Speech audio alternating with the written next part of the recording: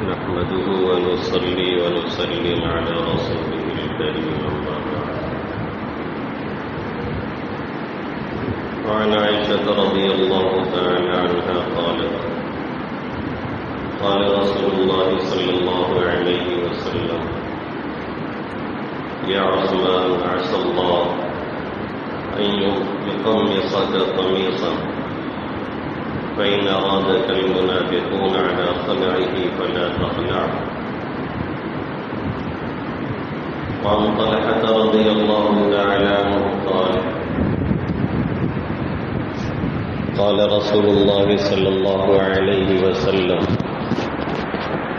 لكل نبي رفيق، ورفيقي يعني في الجنة عثمان بن عفان رضي الله تعالى عنه.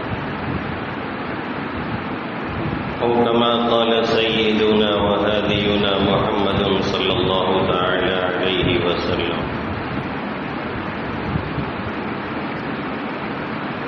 میرے محترم بزرگوں اور دوستوں، میرے غیور نوجوان ساتھیوں،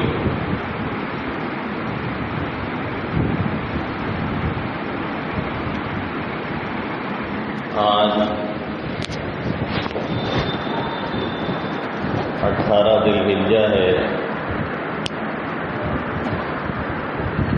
عثمان غنی رضی اللہ تعالی عنہ کی شہادت کا دن 33 ہجری 18 ذی الحجہ کو آپ کی شہادت کا سانحہ پیش آیا۔ پچھلے سال عثمان غنی رضی اللہ تعالی عنہ کے تعلق سے کئی ہفتے باتیں ہوئی تھیں اور ہم نے وعدہ کیا تھا کہ شہادت تک بات پوری ہوگی، لیکن وہ چھوٹ گیا تو چھوٹ گیا اور رہ گیا تو رہ گیا۔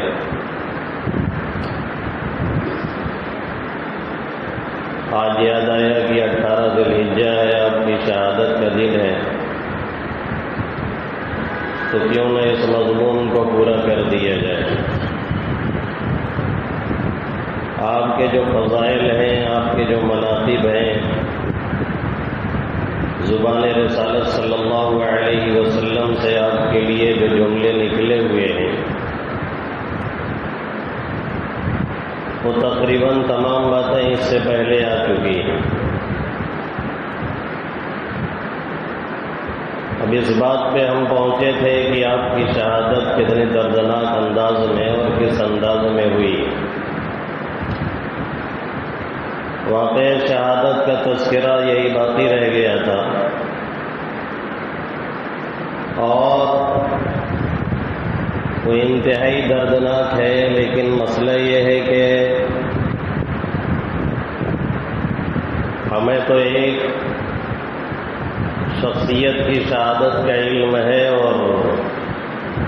ان کے بارے میں معلوم ہے کہ مظلومانہ شہادت ہوئی ہے۔ حضرت حسین رضی اللہ تعالی عنہ، 3 دن ان کا پانی بند ہوا، اور 3 دن نہیں، اگر شیعہ 30 دن کہیں تو بھی ہم مان لیتے ہیں، لیکن عثمان غنی رضی اللہ تعالی عنہ کے ساتھ کیا حادثہ پیش آیا اور کیسی دردناک ان کی شہادت ہوئی، اس کا تذکرہ ہمارے لوگ بھی کم کرتے ہیں، اور وہ کیوں کریں گے؟ اس لیے کہ ان کے نزدیک تو نعوذ باللہ والعیاذ باللہ عثمان غنی رضی اللہ تعالی عنہ غاصب ہیں، قابض ہیں اور کافر ہیں۔ عثمان غنی کافر ہیں اور یہی پکے مسلمان نکلے ہیں، حرام خور کہیں کے۔ عثمان غنی رضی اللہ تعالیٰ عنہ کی شہادت کا واقعہ کچھ اس طرح سے ہے کہ آپ کے خلافت کے 11 سال میں پہلے 6 سال تو انتہائی امن و امان کے ساتھ گزرے، آخر کے 5 سال انتہائی ہنگامی رہے، اور اس کی وجہ یہ ہوئی ہے کہ 6 سالوں میں کابل سے لے کر کے مراکش تک جو فتح آپ نے کی ہے اور اسلامی پرچم اور اسلامی پھریرا لہرایا ہے، تو اس نے غیروں کو بے چین کر دیا اور اپنوں کو تھوڑا سا بدمست کر ڈالا۔ ہوتا یہی ہے عام طور پہ کہ جب مالی فراوانی آ جاتی ہے تو لوگ عام طور پر ہوتا یہ ہے کہ اللہ کو بھول جاتے ہیں اور خواہشات نفسانی کے پیچھے چلنے لگتے ہیں۔ دیکھیے کتنا ہی بے راہ روی پر بولا جائے اور کچھ بھی کہا جائے، ہماری آپ کی پوری بے راہ روی اسی ایک آیت پہ منحصر ہے اور اسی 2 باتوں کو قرآن میں بیان کر دیا گیا ہے۔ فَخَلَفَ مِن بَعْدِهِمْ خَلْفٌ أَضَاعُوا الصَّلَاةَ وَاتَّبَعُوا الشَّهَوَاتِ فَسَوْفَ يَلْقَوْنَ غَيًّا، کہ انبیاء کے بعد ان کے جانشین آئے اور جانشین برے جانشین تھے، انہوں نے نمازوں کو ضائع کیا، اضاعوا الصلاۃ واتبعوا الشہوات، اور خواہشات نفسانی کی انہوں نے پیروی کی اور اتباع کی۔ جو جی میں آیا، جو من میں آیا اس پہ چل پڑے اور وہ کام کر پڑے، حتیٰ کہ زناکاری اور بدکاری سے بھی نہیں چوکے اور چوری اور ڈکیتی سے بھی باز نہیں آئے۔ طبیعت میں جو خیال آیا اس کے مطابق اپنے کو آپ چلا دیا ہے، اور بس آسائش ہے، کھانے پینے کا جگاڑ ہے، تو پھر فجر کی فکر نہیں، نہ ظہر کی، نہ عصر کی، نہ مغرب کی، نہ عشاء کی۔ اکثر تو پڑھتے ہی نہیں ہیں، کچھ پڑھتے ہیں تو 2 وقتوں کی، کچھ پڑھتے ہیں تو 3 وقتوں کی، اور کچھ 4 وقتوں کی، اور کچھ کا حال یہ ہے کہ فجر میں انہیں ڈھونڈا جائے تو وہ مل نہیں سکتے۔ ایک صحابی ہے حضرت قیس، فجر کی نماز قضا ہو جاتی ہے، جماعت خالی چھوٹ جاتی ہے، تو اپنی تعدیل کے لیے اور توبہ کے طور پر 2 غلام فوراً آزاد کرتے ہیں، اور یہاں جماعت تو چھوڑ دیجیے، نماز چھوڑ کر کے بیٹھے ہیں۔ فاسقی نہیں، ہم لوگ فاجر ہیں، اور فاجر ہی نہیں، اللہ کے حبیب صلی اللہ علیہ وسلم کی زبان مبارک سے ایسے لوگ کفر کی سرحد پہ کھڑے ہیں، اللہ حفاظت فرمائے۔ اس کے باوجود ہمیں احساس تک نہیں، ہاں ہمیں تبصرہ دوسرے ہی پہ کرنا ہے، ہمیں تبصرہ دوسرے ہی پہ کرنا ہے۔ کسی کے لباس پہ کرنا ہے کہ اس کا پاجامہ کچھ نیچا تھا، اور کسی کے برقعے پہ کرنا ہے کہ اس کا برقعہ کچھ ڈھیلا ڈھالا نہیں تھا۔ باقی ہم تو دودھ کے دھلے ہوئے ہیں، ایک وقت کی نماز ہم سے ادا نہیں ہوتی، اس کے بارے میں کبھی خیال نہیں جاتا ہے کہ آقا مدنی صلی اللہ علیہ وسلم قبر اطہر میں کس طرح سے بے چین ہو رہے ہوں گے، اور ان نمازوں کے چھوڑنے پر اور آقا کی شکل و صورت کو بگاڑنے اور مس کرنے پر جو داڑھی رکھنے کا رواج بھی نوجوانوں میں آیا تو فیشنیبل کے طور پر، وہ داڑھی نہیں ہے، آقا کی سنت کا تماشا ہے۔ کاش ان نوجوانوں کو کوئی سمجھا دیتا اور اس حرکت سے وہ باز آ جاتے تو بڑا اچھا ہو جاتا۔ بہرحال تو مالی فراوانی آئی تو کچھ حد تک لوگ بے نیاز ہو گئے اور مستی میں رہنے لگے، اور دوسری وجہ یہ ہوئی کہ عثمان غنی رضی اللہ تعالیٰ عنہ طبیعتاً نرم تھے اور انتہائی نرم تھے، نرم مزاج تھے، جس کی وجہ سے اپنوں کے ساتھ تو چھوڑیے غیروں کے ساتھ بھی آپ کا معاملہ انتہائی نرم رویے والا تھا۔ کبھی کسی کے ساتھ سختی نہیں کر پاتے تھے۔ تیسری وجہ یہ تھی کہ جو ملک برابر فتح ہوتے چلے جا رہے تھے اس میں عجمی لوگ تھے جن کے اندر عجمیت غالب تھی، عربیت نہیں تھی، اور کبار صحابہ وہ اٹھتے جا رہے تھے، اور ان کے بعد کی جو نسلیں آ رہی تھی ظاہر ہے ان کے اندر وہ ورع، وہ تقوی، وہ عدل انصاف جو صحابہ کرام میں موجود تھا ان کے اندر نہیں تھا، اس میں تو کوئی دو رائے نہیں۔ پھر ان فتوحات نے غیروں کے دلوں میں ایک چبھن پیدا کر دی تھی، کیونکہ ضابطہ ہے کہ جب کوئی چڑھ کے فتح کرتا ہے تو مظلوم قوموں کے دل میں بغاوت کی آگ سلگتی رہتی ہے اور تلاش میں رہتے ہیں کہ کسی طرح سے موقع ملے تو ہم انتقام لیں۔ خاص طور سے یہودی جن کو ٹھکانے لگایا گیا تھا، اور اللہ کے حبیب صلی اللہ علیہ وسلم کی یثرب یعنی مدینہ پہنچنے سے پہلے ان کا راج چلتا تھا اور ان کا سکہ چلتا تھا۔ آقا مدنی صلی اللہ علیہ وسلم نے پھر صدیق اکبر، پھر عمر فاروق، پھر عثمان غنی نے ان کے ہوش ٹھکانے لگا رکھے تھے۔ یہ اندر سے بار بار بغاوت کی کوشش کر رہے تھے، کیونکہ ان کی سرداری چلی گئی تھی، اور ان کا وہ جو سامراجی مزاج ہے جو آج بھی پوری دنیا پہ تقریباً قائم کر رکھا ہے انہوں نے کسی نہ کسی ذریعے سے، وہ چیز ان کے ہاتھ سے نکل گئی تھی، تو یہ اندر کڑ رہے تھے اور کسی طرح سے انتقام کے چکر میں یہ پڑے ہوئے تھے۔ چوتھے کہ انہی میں کا ایک عبداللہ ابن سبا نام آپ نے سنا ہوگا، یہ یہودی تھا اصلاً، اور اسلام قبول کر لیا، بظاہر مسلمان ہو گیا، لیکن حقیقت میں یہ مسلمان نہیں تھا، یہ یہودی تھا اور منافق تھا۔ اس نے زور لگایا، حضرت علی کی محبت کا ڈنکا بجوایا، امی حضرت فاطمہ رضی اللہ تعالی عنہ کی اہل بیت کی محبت کی آڑ میں اس نے نئے عقیدے ایجاد کیے، اور صحابہ کرام پر اس نے حملے کیے۔ خاص طور سے اس کا محور اور نشانہ خلیفہ ثالث عثمان غنی رضی اللہ تعالی عنہ تھے۔ یہ بار بار لوگوں کو اکسا رہا تھا، اور آج کے شیعہ زیادہ تر اسی کی ذریت میں سے ہیں اور اسی کے اولاد میں سے ہیں، جو عثمان غنی رضی اللہ تعالیٰ عنہ اور صدیق اکبر اور عمر فاروق کو گالیاں دیتے ہیں اور انہیں برا بھلا کہتے ہیں۔ تو اس نے لوگوں کو ایک محور اور ایک نقطہ پر جمع کرنا شروع کر دیا کہ حضرت عثمان غنی کی خلافت صحیح نہیں ہے، ان کی خلافت میں کافی خرابیاں ہیں،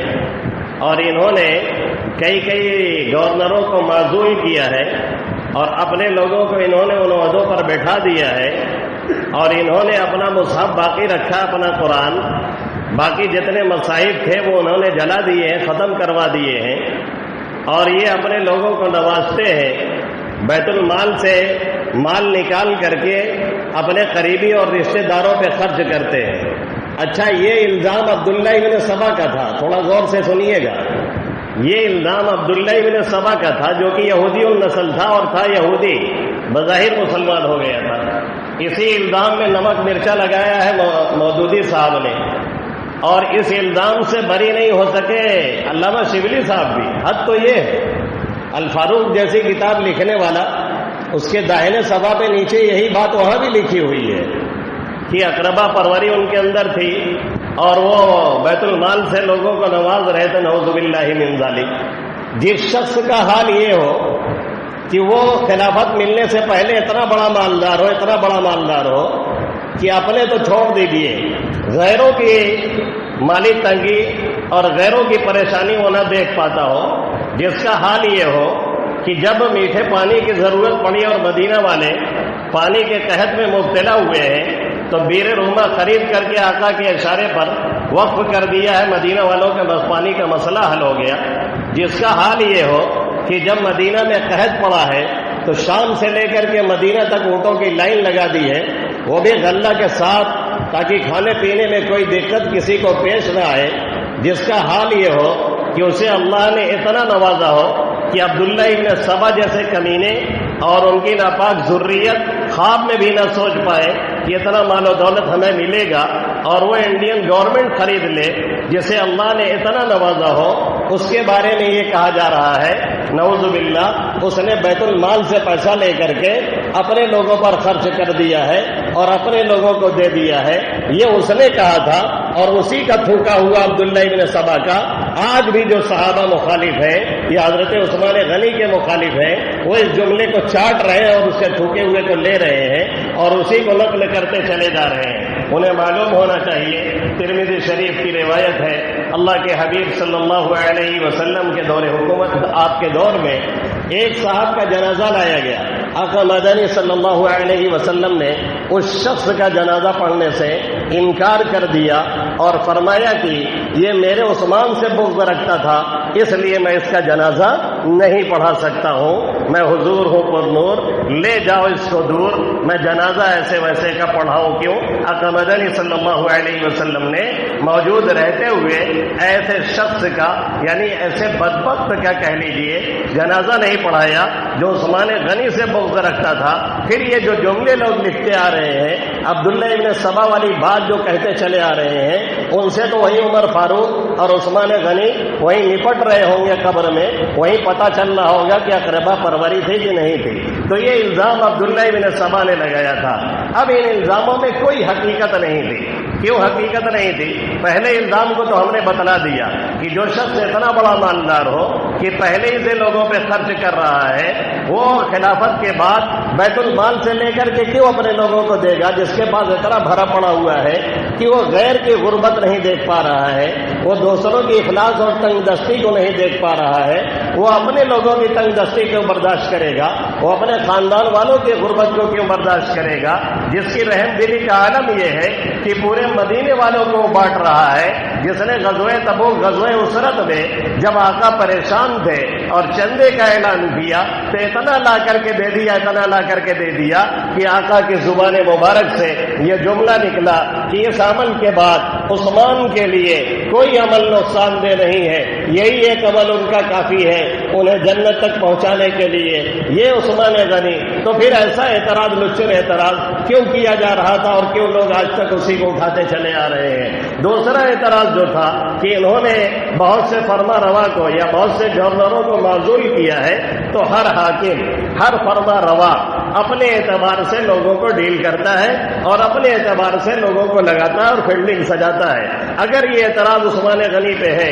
تو یہ اعتراض صدیق اکبر پہ بھی ہے، یہ اعتراض عمر فاروق پہ بھی ہے، یہ اعتراض علی مرتضیٰ پہ بھی ہے۔ عمر فاروق نے مغیرہ بن شعبہ کو معزول کیا، عمر فاروق نے فاتح ایران سعد بن ابی وقاص کو معزول کیا، اور عمر فاروق نے جنرل اور کل کرنل اور commander in chief Khalid Saif Ullah تک کو معزول کر دیا تھا۔ تب تو عمر فاروق پہ کوئی اعتراض نہیں ہوا۔ اگر یہی کام حضرت عثمان غنی نے کر دیا تو ان پہ اعتراض کیوں ہو گیا؟ پھر یہی کام حضرت علی نے کیا، طرابلس کا علاقہ، آرمینیا کا علاقہ، آذربائیجان کا علاقہ، یہاں کے گورنروں کو حضرت علی کرم اللہ وجہہ نے ہٹایا اور اپنے لوگوں کو لگایا اور اپنے اعتبار سے فیلڈنگ سجائی، کیونکہ ہر فرما روا اپنے سوچ سے چلتا ہے، اپنے اعتبار سے چلتا ہے، کہاں کیا مناسب ہے اس میں تبدیلی کیا کرتا ہے۔ تو یہ بھی کوئی ایسا اعتراض نہیں تھا جس کی بنیاد پہ عثمان غنی رضی اللہ تعالیٰ عنہ کے خلاف بغاوت کی جاتی۔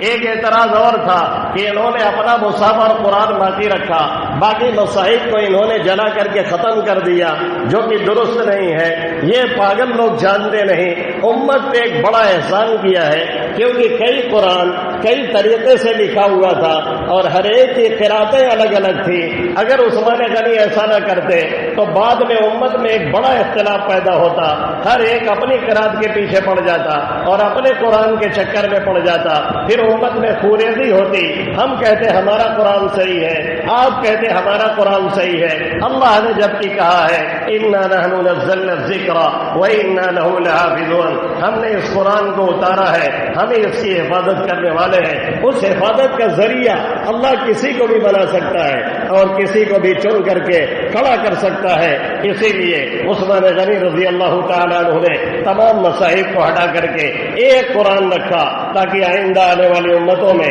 کسی طرح کا قرآن کے تعلق سے کم از کم کوئی اختلاف نہ پایا جائے۔ یہ تمام بےہودہ قسم کے اعتراضات یہ لوگ کرتے رہے۔ پھر 35 ہجری میں جب واقعہ شہادت پیش آیا ہے، اس سے پہلے جب آپ خطبہ دے رہے تھے، یہ باغیوں کا گروپ جمع ہوتا چلا جا رہا ہے، حاجیوں کے لباس میں، حاجیوں کی وضاقتہ میں، مصر سے، کوفہ سے، عراق سے، شام کے کچھ علاقوں سے یہ مدینہ آ رہے ہیں حج کے بہانے سے، اور آ کر کے باغی لوگ ڈیرا ڈالتے چلے جا رہے ہیں، یہاں تک کہ نوبت یہاں تک پہنچ گئی کہ عثمان غنی رضی اللہ تعالیٰ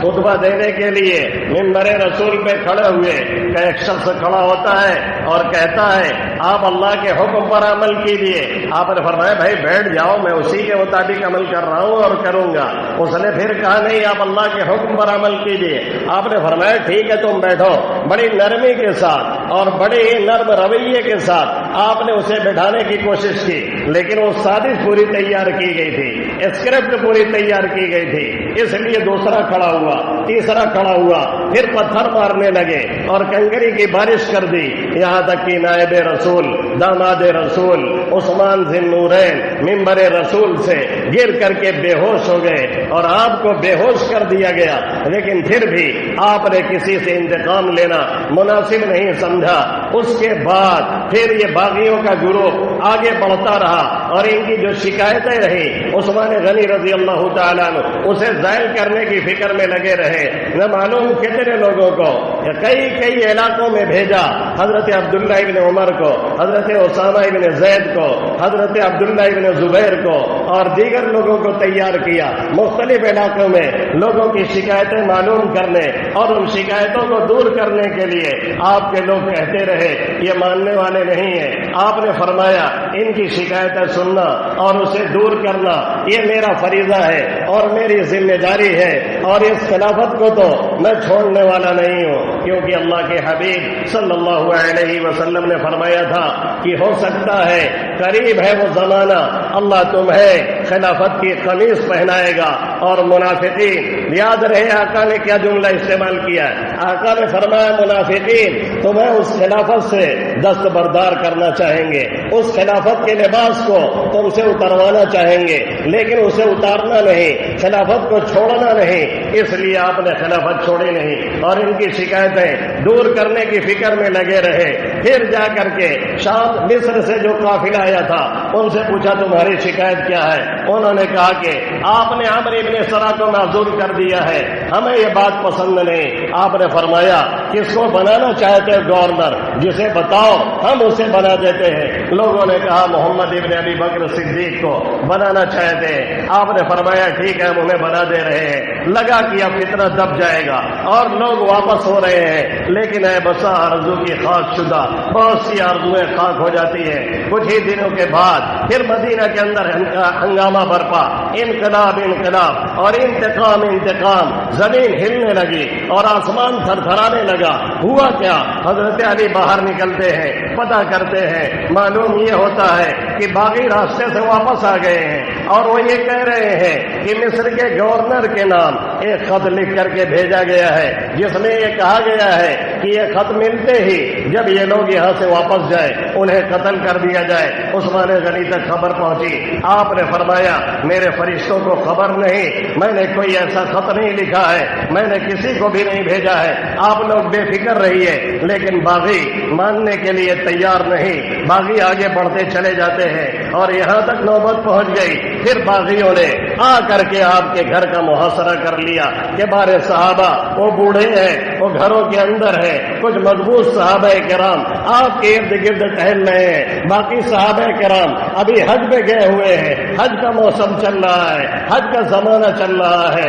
یہ لوگ گھیرا ڈالے ہوئے ہیں۔ 40 دن تک یہ محاصرہ جاری رہا، 40 دن تک، 1-2 دن تک نہیں، 40 دن تک آپ کا دانہ بند، آپ کا پانی بند، آپ کا کھانا بند، پوری رسد بند۔ حضرت ام حبیبہ رضی اللہ تعالی عنہ کو جو آقا کی زوج مطہرہ ہے، جب یہ خبر ملی کہ وہاں پہ آپ کو بند کر دیا گیا ہے اور محصور کر دیا گیا ہے، اور وہی بیر روما جو خرید کر کے آپ نے وقف کیا تھا اس کا پانی بند کیا گیا، وہی شخص جس نے اسرت کے زمانے میں لوگوں کی مدد کی تھی اسی کا دانا پینا بند کر دیا گیا، تو آپ مدد لے کر کے پہنچی ہیں۔ لیکن باغیوں نے ان کے ساتھ بھی بے ادبی کا معاملہ کیا اور انہیں اندر جانے نہیں دیا۔ پھر اس کے بعد آپ نے باہر جھانک کر کے دیکھا اور فرمایا کیا تم میں حضرت علی نہیں ہے؟ لوگوں نے کہا یہاں پہ تو نہیں ہے۔ فرمایا جا کر کے اطلاع دے دو عثمان کئی روز کا بھوکا ہے، عثمان کو پانی نہیں ملا ہے، عثمان کی اہلیہ بھی ساتھ میں ہے، عثمان کے ساتھ یہ معاملہ کیا جا رہا ہے، ذرا علی کو اطلاع دو، وہ کچھ کم سے کم رسد لے کر کے آئے۔ حضرت علی وہاں سے لے کر کے کچھ سامان پہنچے، لیکن باغی انہیں اندر گھسنے نہیں دے رہے۔ پوری کوشش کے باوجود حضرت علی کو اندر نہیں جانے دیا گیا. آپ نے سیاہ امامہ اپنا اتار کر کے بھیجا اور فرمایا کہ یہ دکھلا دو اور بتلا دو عثمان غنی سے علی موجود ہے، لیکن باغی اندر آنے نہیں دے رہے. حضرت طلحہ کو، حضرت عبداللہ ابن زبیر کو، حضرت عبداللہ ابن زبیر کو اور حضرت حسنین کو، ان لوگوں کو نگرانی پہ مقرر کیا گیا. اندر جو لوگ کمان دے رہے تھے ان کی قیادت عبداللہ ابن زبیر جیسا جری شخص کر رہا تھا، جس کے ایک ہاتھ میں نہیں دونوں ہاتھوں میں عام طور پہ تلوار ہوتی، اور 18 گھنٹے اور 20 گھنٹے جو تلوار چلاتا تھا اور دشمنوں کی چولہے ہلا دیتا تھا، وہ شخص اندر سے نگرانی کر رہا تھا. لیکن باغی آگے بڑھتے گئے، ان کے حوصلے بلند ہوتے رہے اور اندر جو قوت تھی، اندر جو لوگ تھے وہ کم بڑھتے گئے. آہستہ آہستہ باغیوں کا غلبہ ہوتا گیا. اب جا کر کے عثمان غنی چھت پہ تشریف لاتے ہیں، پھر وہ باتیں کہتے ہیں جو شروع میں نے کہی. آپ نے فرمایا کیا تمہیں معلوم نہیں جب میں مدینہ آیا تو اللہ کے حبیب صلی اللہ علیہ وسلم نے فرمایا کون ہے وہ شخص جو مسجد نبوی کے لیے زمین خرید کر کے وقف کرے، جنت میں اسے اس سے بہتر جگہ ملے گی. میں ہی تھا پہلا شخص جس نے زمین خرید کر کے مسجد نبوی کو دیا تھا. کیا تمہیں معلوم نہیں جب تمہیں پانی کی ضرورت تھی اور بیر روما کے علاوہ کوئی میٹھا کنواں نہیں تھا، تب میں نے اس کا پانی آقا کے کہنے پر کہ جنت میں اس سے بہتر بدلہ ملے گا خرید کر کے میں نے دیا تھا. اسرت کی جنگ میں یعنی غزوہ تبوک کے موقع پر جب چندہ ہو رہا تھا اور ساز و سامان کی کمی تھی، تب میں نے لا کر کے اتنا ساز و سامان دیا، لشکر والوں کے لیے کافی ہو گیا. اور کیا تمہیں معلوم نہیں اللہ کے حبیب صلی اللہ علیہ وسلم ایک مرتبہ غار ہرا پہ کھڑے ہوئے، آقا نے غار ہرا یہ ڈگمگانے لگا، کانپنے لگا. آقا نے فرمایا تو تھم جا اور رک جا، تجھ پر ایک نبی ہے، ایک صدیق ہے یعنی صدیق اکبر، اور ایک شہید ہے. وہ شہید میں ہوں عثمان غنی. میں اس وقت آقا کے ساتھ موجود تھا. آقا نے فرمایا تھا میرے ساتھ دو لوگ ہیں، ایک صدیق ہے، ایک شہید ہے اور ایک میں نبی ہوں. غار ہرا رک گیا تھا. کیا تمہیں معلوم نہیں اللہ کے حبیب صلی اللہ علیہ وسلم نے مجھ سے فرمایا ہے کہ تمہارے خلاف بغاوت ہوگی، لیکن تم اپنی خلافت کو چھوڑنا نہیں اور خلافت کے لباس کو اتارنا نہیں. پھر آپ کے جو مشورہ والے تھے اور آپ کے خیر خواہ وہ پہنچے، حضرت مغیرہ ابن شعبہ رضی اللہ تعالی عنہ.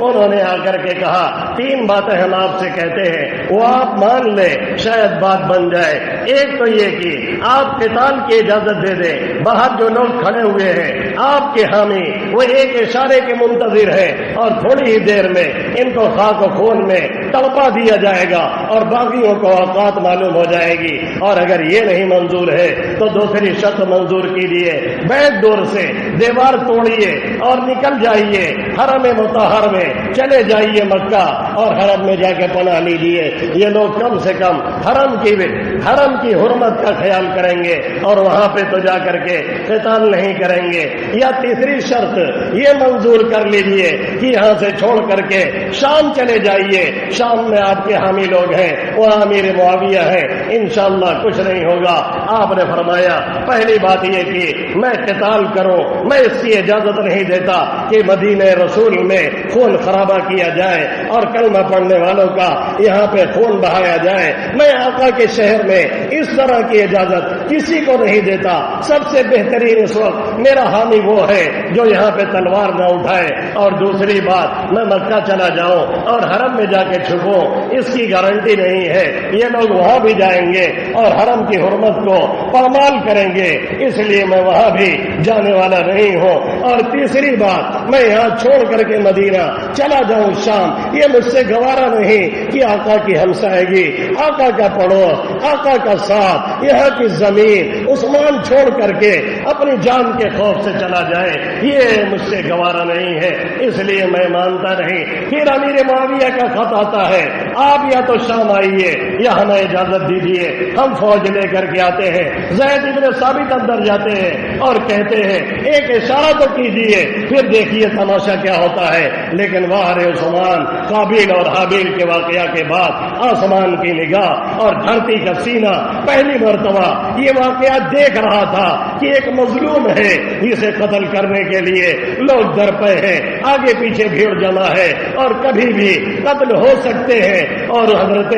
امیر معاویہ نے یہ بھی کہہ دیا کہ آپ کی جان کو خطرہ ہے، آپ نے فرمایا حسبی اللہ و نعم الوکیل، اللہ میرے لیے کافی ہے اور بہترین کارساز ہے۔ اس کے باوجود آپ نے نہ تلوار اٹھائی، نہ کسی کو تلوار اٹھانے کی اجازت دی۔ اور قابیل اور حابیل کے واقعے کے بعد یہ پہلا واقعہ دنیا کی آنکھ دیکھ رہی تھی، آسمان تھر تھر کانپتے ہوئے اس منظر کو دیکھ رہا تھا اور زمین کا سینہ شک ہوا جاتا تھا اور چیرا جا رہا تھا، اور یہ منظر دیکھ رہا تھا کہ عثمان غنی کہہ رہے ہیں مجھے اسی حالت میں شہید کر دیا جائے، یہ گوارا ہے، لیکن رسول کی زمین پہ کسی اور کا خون گرے یہ گوارا نہیں ہے۔ شہادت سے عین قبل آپ کو جمعہ کا دن ہے، روزے کی حالت میں ہے، ہلکی سی نیند لگ جاتی ہے، خواب دیکھتے ہیں اللہ کے حبیب صلی اللہ علیہ وسلم اور صدیق اکبر عمر فاروق تینوں حضرات تشریف لائے ہیں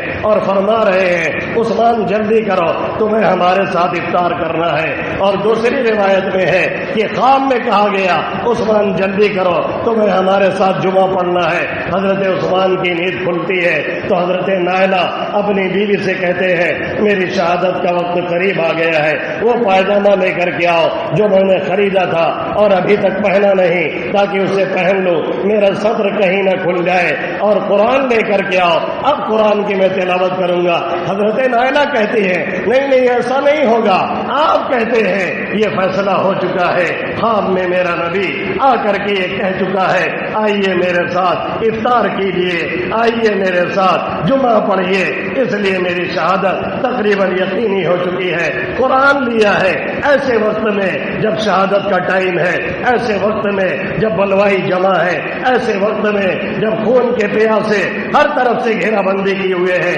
ایسے وقت میں جبکہ لوگ آپ کی جان لینے کے لیے پورا ایڑی چوٹی کا زور لگائے ہوئے ہیں، وہ حضرت عثمان قرآن لیتے ہیں اور قرآن کی تلاوت شروع کرتے ہیں۔ ہم حالت عمل میں نہیں پڑھتے، ہم حالت اطمینان میں نہیں پڑھتے، ہم حالت سکون میں نہیں پڑھتے۔ عثمان غنی چونکہ ایک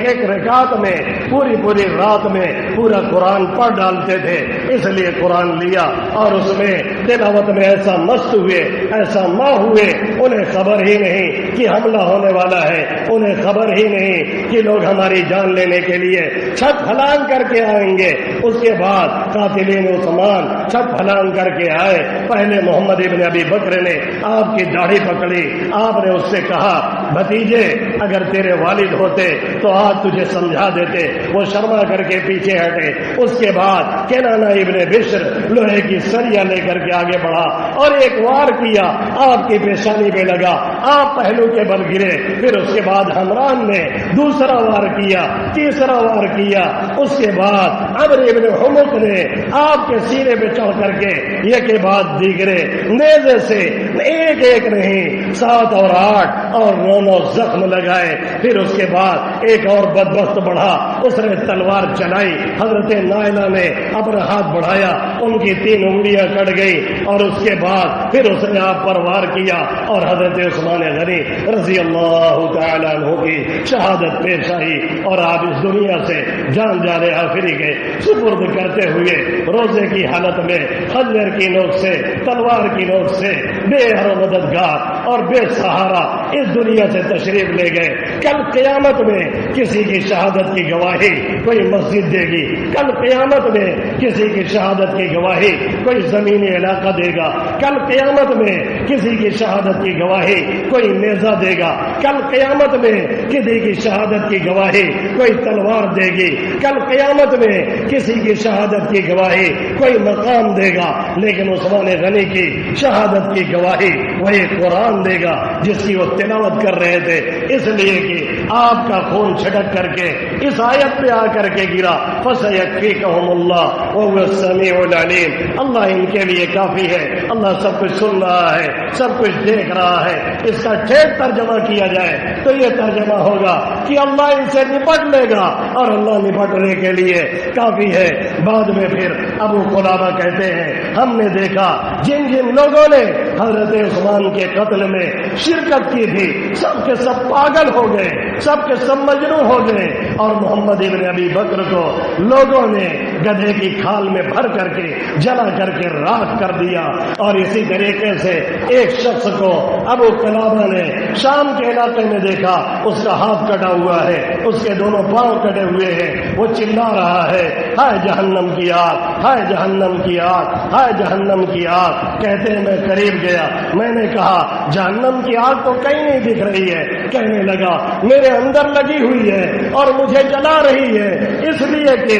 میں نے تلوار سے وار کیا تھا عثمان غنی پہ، اور حضرت نائلہ کی انگلیاں کٹ گئی تھی، انہوں نے کہا تھا اور بدعا دی تھی جا اللہ تجھ سے نپٹے گا، آج وہ بدعا پوری ہو گئی ہے، اس لیے میرا یہ حال ہے۔ پھر جب حضرت علی کو خبر پہنچی کہ آپ شہید کر دیے گئے، مدینہ میں کوہرام مچ گیا، حضرت علی نے ہاتھ اٹھایا، فرمایا خون عثمان سے میں بری ہوں۔ حضرت حذیفہ نے فرمایا کہ اگر آج مدینے والوں پہ آسمان ٹوٹ پڑے تو بھی کچھ نہیں کہا جا سکتا ہے۔ حضرت عبداللہ ابن سلام نے کہا آج قوت عرب کا خاتمہ ہو گیا۔ حضرت ابو ہریرہ جب بھی اس واقعے کا تذکرہ کرتے دہاڑے مار مار کر کے روتے تھے، آنسو کی قطار لگ جاتی اور آنکھوں سے آنسو جاری ہو جاتے۔ پھر واقع شہادت یہ ہوا ہے، عصر کے بعد جمعہ کے دن سنیچر گزر گیا، اتوار گزر گیا، اکثر جو حاجی ہیں وہ ابھی مکہ میں ہیں، کچھ یہاں پہ موجود ہیں، بلوائیوں کا اتنا قبضہ ہے کہ لاش بھی وہاں سے نکالی نہیں جا رہی ہے۔ آخر کار 2 دن گزرنے کے بعد اتوار کی شام میں پھر کچھ لوگوں نے ہمت جٹائی اور 17 لوگوں نے محض 17 لوگوں نے تجہیز و تکفین کی اور اسی حالت میں آپ کو لے جا کر کے رات میں دفن کیا ہے۔ اللہ آپ سے راضی ہو، آپ کی شہادت قبول فرمائے اور ہمیں اور آپ کو سچا پکا ان جانشینوں کا اور ان صحابہ کا اور ان خلفاء کا واقعی پیروکار اور ان سے محبت کرنے والا بنائے۔ آمین یا رب العالمین۔ وما علینا الا البلاغ المبین۔